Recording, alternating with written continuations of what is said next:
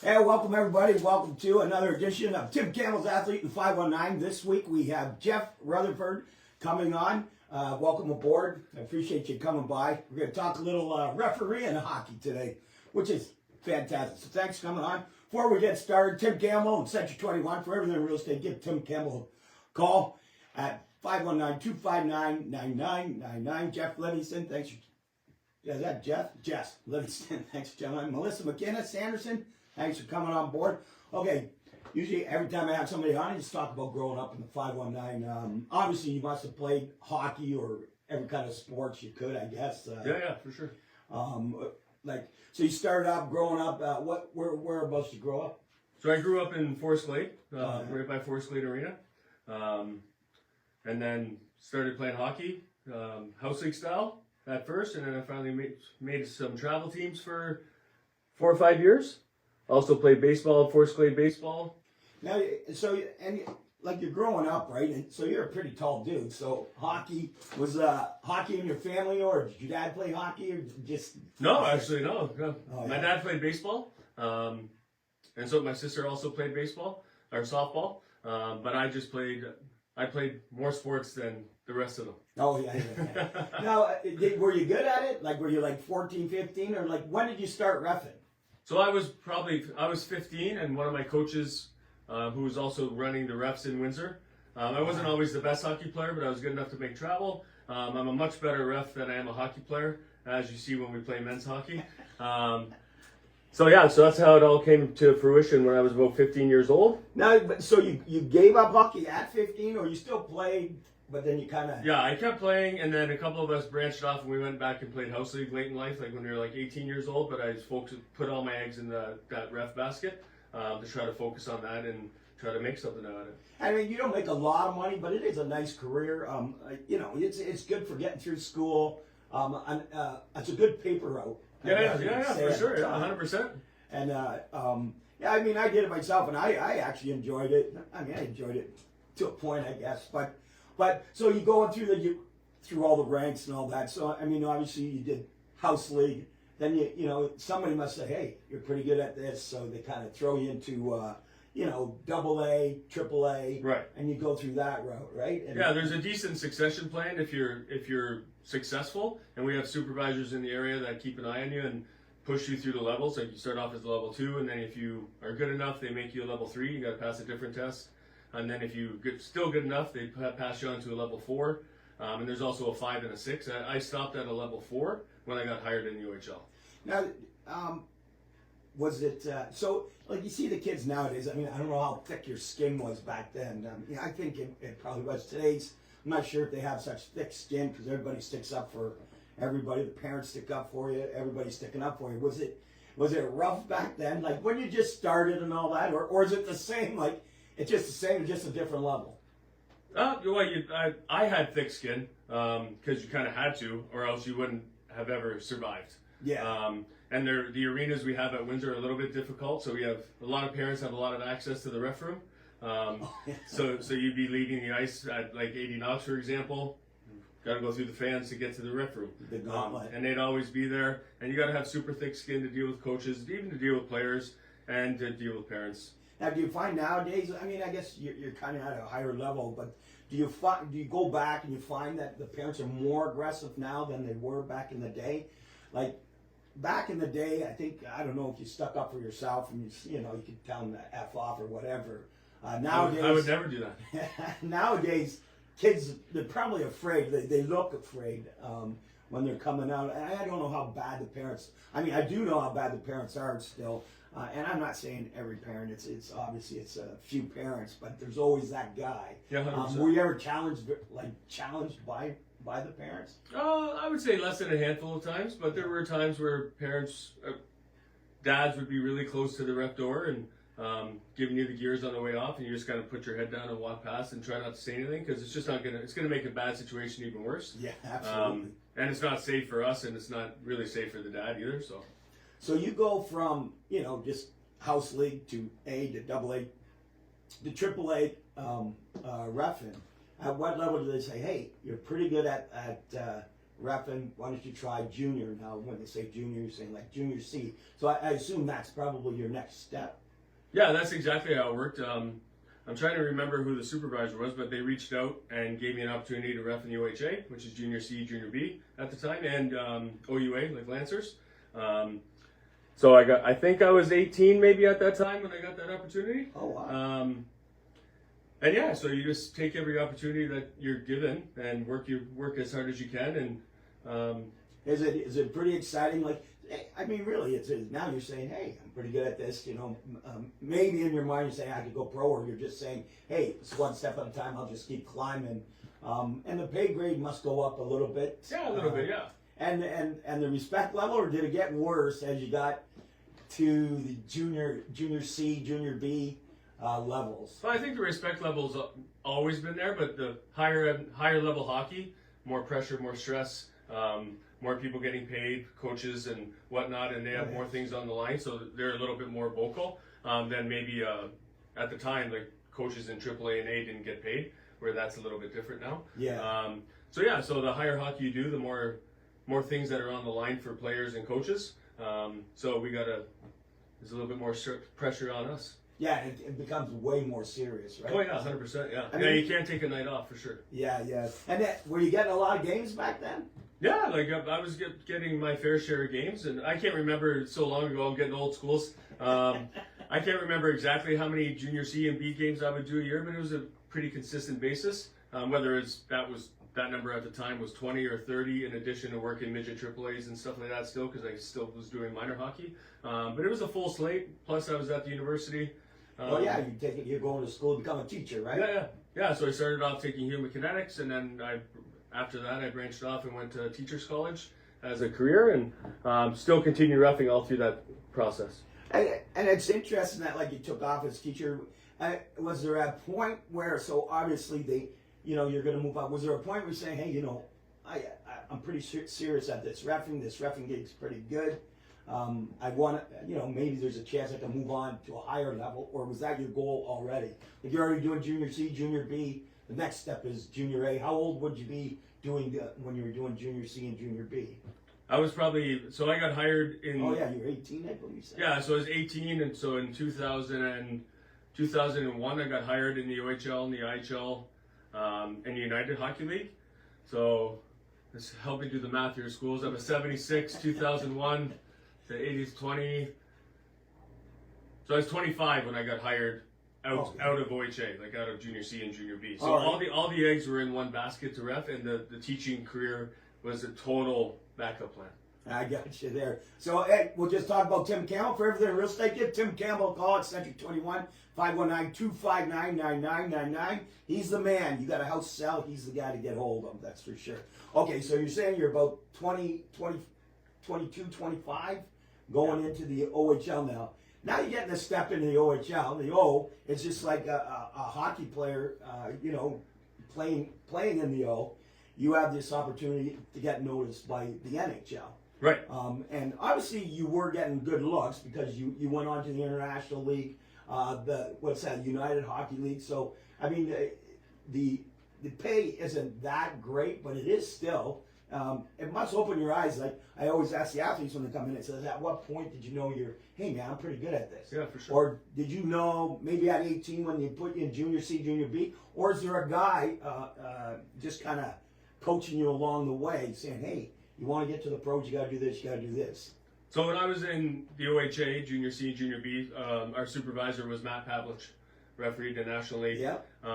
So he kind of took me under his wing, pushed me along the way, and he's got me a lot of opportunities. And then he put me into communication with another NHL referee who was a supervisor in the OHL at the time and the IHL, a mentor of mine named Sam Cisco. Yeah, everybody knows Cisco. Yeah, and just a great man. And he's the one that hired me in the OHL, and he got me hired in the IHL, and he reached out to United League, and so I got hired in all those leagues in the same year. Now, are you a family man yet, or still just a single guy?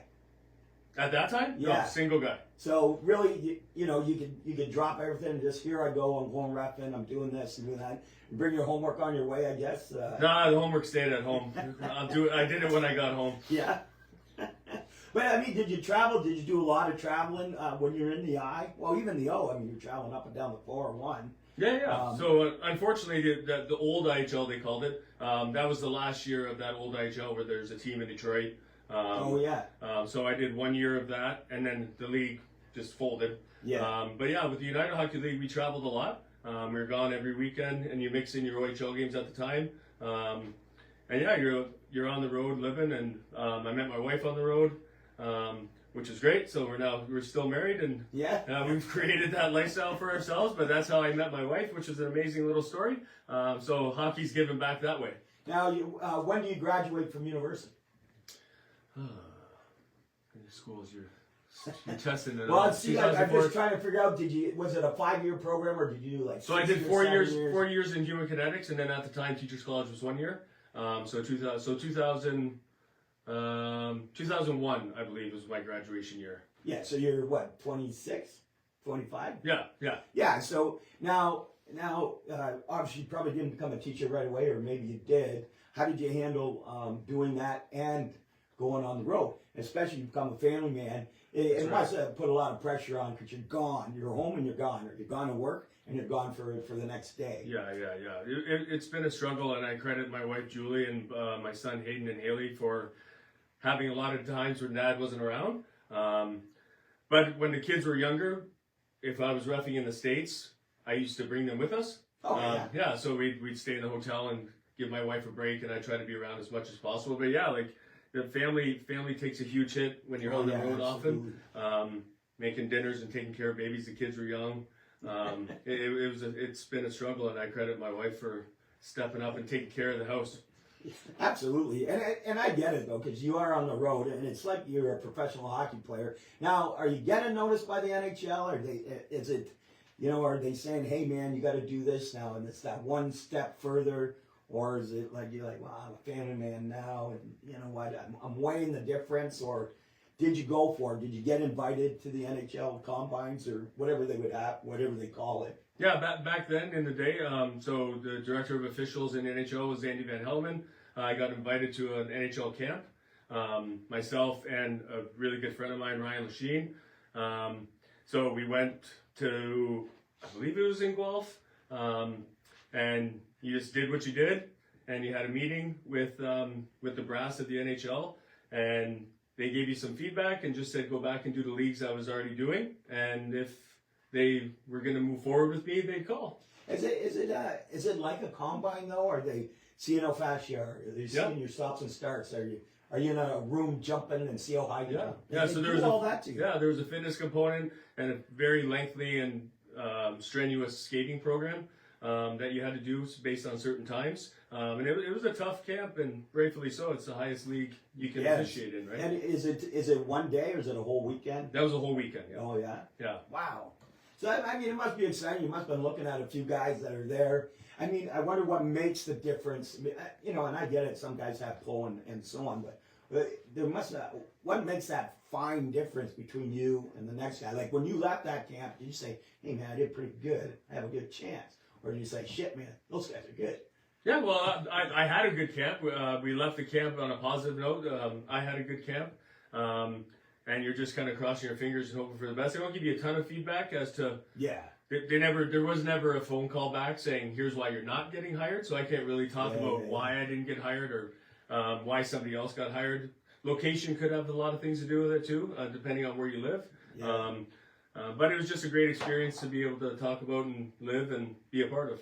Now, so you go back and you're back in the O and you're doing work in the I and the United League. Is it, now are you still hoping, hey man, I'm waiting for that call? Do you get invited the next year, or are they just constantly watching you now? Yeah, they're just constantly watching. I never got an invite back to another camp. So I just kept doing what I was doing and having success in those leagues. And unfortunately for me, it just didn't work out. Yeah, no, exactly. But saying that, you have quite a ton of accolades. So you've done the All-Star teams, the OHL All-Star teams. You did the top prospects games. You did the Super Series. That must have been pretty fun. Yeah, it was amazing. Canada Russia game, and of course you've done the Memorial Cup when that came to town.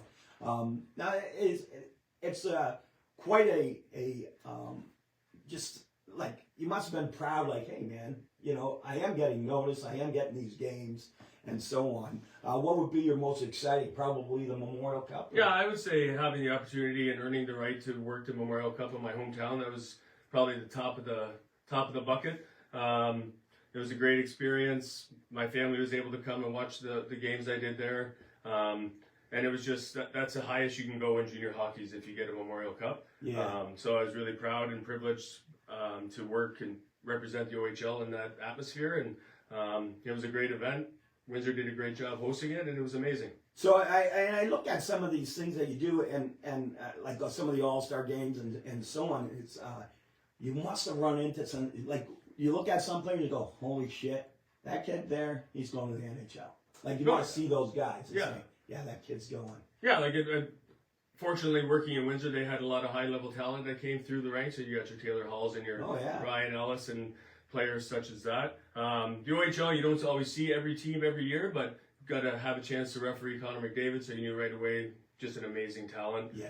John Tavares back in the day. Now, do you know about these guys before you're going in? Are you saying, oh shit, this I'll get to see this kid play, or like, are you up to knowledge of all the hockey players that there is, or is it just you get out on the ice and you go, oh shit, that kid's good? No, yeah.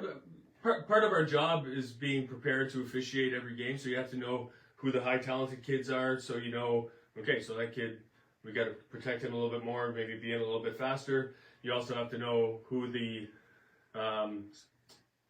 fighters are and the guys that are going to cause you lots of headaches on a nightly basis. Yeah, like so do them guys piss you off, or you're just like, yeah, all right, you guys want to go? Like the old days where they'd be mad at each other and fight, where now it's like, let's fight. Did you like the old way where you knew it was coming, you just didn't know when it was going to come? Like nowadays, it's like they're fighting in the next pop right. drop. Well, back in the old days, like in the old barn type in Windsor, I couldn't even count how many fights there were a night. Sometimes there was 8, sometimes there was 10. The line brawls were relatively normal. And all the CHL teams they're kind of slowly getting away from fighting. So when you have a fight now, it's a little bit of a, oh, wow, we have a fight. Because there seems to be now more scrums than there are fights in our league right now. And that's a lot more work on a linesman, breaking up multiple scrums a night, as opposed to breaking up one fight. Yeah, it's a lot more work. Face washing. Yeah, 100%. That's the worst.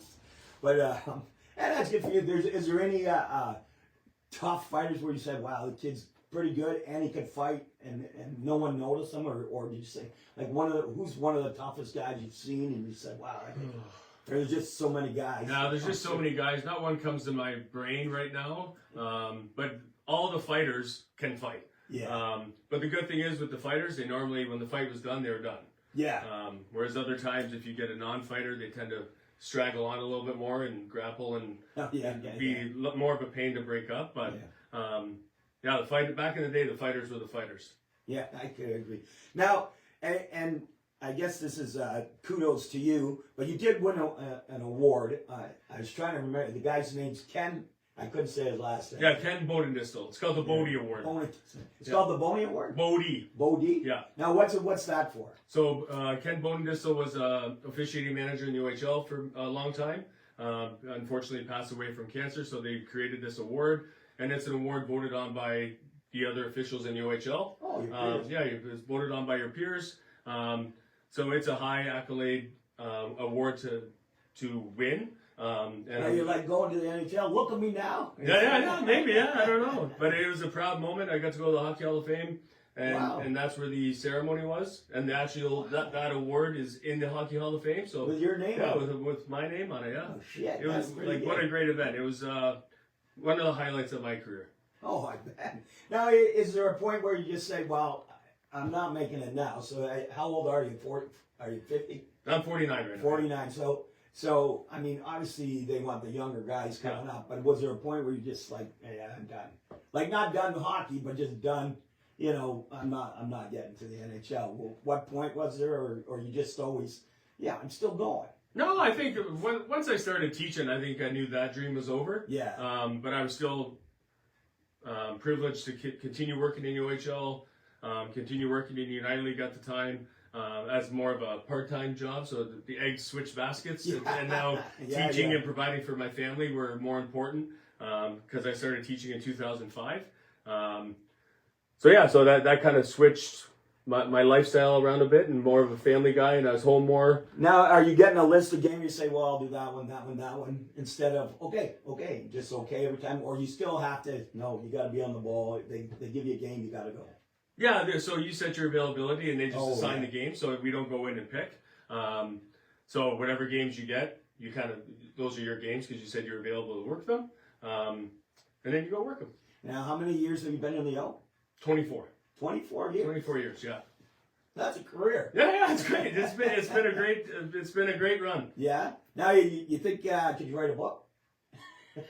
If my brain worked and I could remember half the things I went through, I could probably try to write a book. I would really need a lot of help from the guys I ref with. Ref on the road. To piece all those stories together because you get old and you start forgetting certain memories. Oh, absolutely. Now, do you find do you go back and are you helping younger kids going, hey, why don't you try this or like try the referee route, or are you saying, you know what, it's not the same anymore? Is it? I mean, I guess it's the same. Rules are the rules. Right. But is it harder, do you think, for kids to come into reffing now, or is more kids are going to reffing than they are hockey? Well, so my son, he's 16 years old. He's reffing. He's going into his third year in the OMHA. So that's been a great run, being able to watch him grow and develop and help him out. Oh, yeah. And I tell every parent who's got a kid in hockey, if the dream's kind of over and they're playing hockey, get them into officiating. It's a great part-time job. Sure, you have to get them to the rink at ungodly hours in the morning, but the kids make money. Kids like money. It's better than the paper. I don't even know if they have paper routes anymore. I don't know either, but reffing's the way to go for a young male or female. Yeah. The OWHA has great opportunities. So girls hockey is really coming along. Yeah. And like reffing, you kind of set your own schedule, so you're not stuck at a 6-hour shift at McDonald's. You can do 2 games in the Saturday afternoon and be done. So so your son got into it. Did he play hockey as well? Was he playing hockey? Yeah, he still plays hockey in LaSalle. But I got him into officiating, and he loves it. Oh yeah. Yeah, he's great. He's doing great at it. I gotta admit, because when I reffed for, I think, just for a minute, for a year. Yeah. And I was doing the circuit of the the minor hockey and all that, and it was fun. But I enjoyed watching hockey so much. Like I'd be like saying, "Oh shit, kid, that's a good move," and then not even watch back here that's going on. I enjoy the game, right? When I watch hockey, I just watch everything. But it is interesting, and I think every kid that gets into minor hockey, they should it should almost be a prerequisite of you got to take a reffing course or be a ref for a year. For sure. To understand the actual what you go through, because guys are assholes. And they really are. Even on the ice, they chirp all the time and they always have something to say. And I know, because I was one of the best chirpers, I think. But no, but it's I remember when you're on the other side and you're listening to these guys chirping, and it's funny. Like I laughed at it, but a lot of kids wouldn't. But if they took it before they played hockey or took it along their route going to play hockey, they'd understand. 100%. It's a lot. So to go off that note too, I think coaches should have to do the same thing. Yeah, it's not a bad idea. No, that's true too. And or at least take the course and then understand. For sure. Maybe it would become a prerequisite before you do it, or who knows. But I really appreciate it. What's up next for you? Or you just you're not retiring yet. You still got a couple of years left of school, or 10 years. I've got lots of school time left. Yeah, so my daughter's 20, my son's 16, so we still have a lot of time. So school's getting ready to ramp up soon. I was there today setting things up. Now hockey's around the corner. It starts preseason must already started. Yeah, preseason starts this weekend. We just had OHL training camp last weekend in Kitchener to prepare for the season, and everything kind of just gets moving here. Start of September. Do you have to go to a referee camp before you go to these start your season? Like, or do they say, hey, you got to come out, do a weekend here, and we want to see you skate, see how you're doing? Or? Yeah, so we just had camp. It was in Kitchener. You guys actually do have camp. Yeah. No, so that's what I meant. Right, so we had a 2-day camp in Kitchener. A lot of classroom stuff, a couple ice sessions, fitness, teamwork stuff. Did somebody come in and you're going, hey, buddy, I don't think you're going to cut it this year? Not yet. No, not to you, but you see some guys come in, they're like roly-poly, and they're like, oh boy, I don't know about the yoke this year for you. Well, I think that they're so big on personal fitness, and you have to take care of your body that that's kind of old school. Guys have stopped coming in out of shape because you'll get called out eventually. Yeah. Having beers and then showing up. That's always a thing, but we got to keep the body and keep the temple in tip-top shape. All right, I appreciate you coming on. It's very interesting. It's always interesting having refs on, getting their perspective of the game, and I can see a few of the guys that are on here, referees, and everything you're saying, they put their hand up. You catch yourself doing that watching the game. We're the only guys that like the refs, so that's why we're so tight. All right, and next week we have this lady coming on, Kara Rowe from Crop Boxing. She's actually a trainer now, and she's I think she's like 18-0 in boxing, but she's retired now, I believe, but she'll be coming on, you guys, so make sure you guys, and of course, Century 21, give Tim Campbell a call, 519-259-9999, and thanks for watching, everybody. I appreciate you coming. Thanks, Cooley, for having me on.